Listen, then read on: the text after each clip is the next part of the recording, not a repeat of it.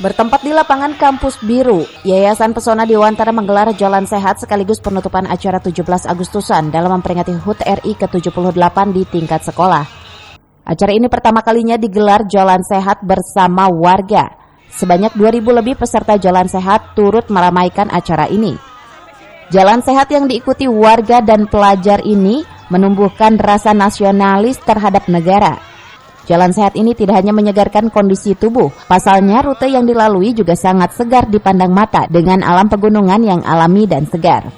Antusias warga di lingkungan sekolah dalam mengikuti jalan sehat ini merupakan salah satu upaya yayasan untuk bersama membangun pendidikan, dukungan orang tua untuk memajukan dan berkembangnya sekolah ini.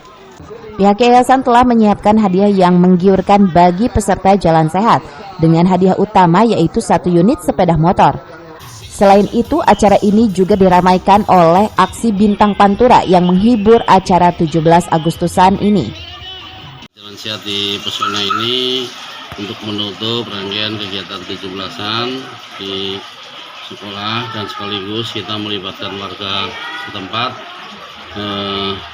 melibatkan kegiatan jalan sehat, dan jalan sehat ini diharapkan dengan adanya 17-an ini dengan harapan anak-anak dan masyarakat sekitar ini meningkatkan rasa nasionalis terhadap negara kita, karena sekarang ini kan kondisi negara kita ya, apalagi mau pemilu ini kan sangat panas-panas ya. Mudah-mudahan dengan kondisi jalan santai di luar orang-orang partai ya, semua bergabung jadi satu di sini.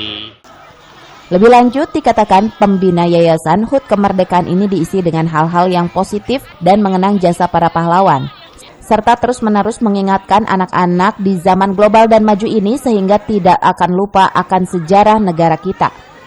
Dari Lewi Sadeng, Kabupaten Bogor, Iman Abdurrahman melaporkan.